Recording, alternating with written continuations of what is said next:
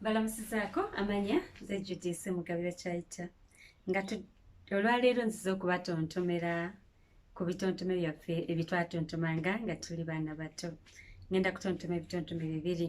Ekisooka kye tuyita emmanju wa Musa. Emmanju wa Musa gye baayiwa obusa obw'embuzi ennume. Kaggwa yalayira ekiri mu ggulu, bwe kiri bwatuka ensi ebikankana. Omwana omuto aliyita nnyina omukulu n'ayita engozi. Emu zaali bbiri okuzaala akaliga ani yakazaala. Kyetongole ekitooke ebbaale ekituulituuli vuluba.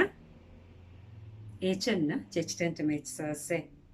Ekyokubiri tukiyita nalinjo kyagonja.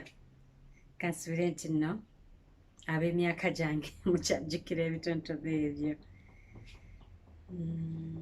Nalinjo kyagonja kitange n'ava eri n'ankuba omuggo ne gunsiriikiriza.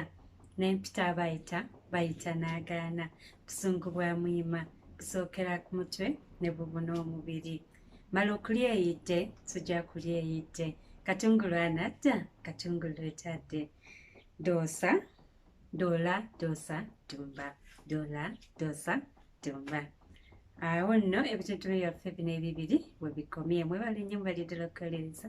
Nsigadde ndi Judy Ssemugabira Kyayita. Bye.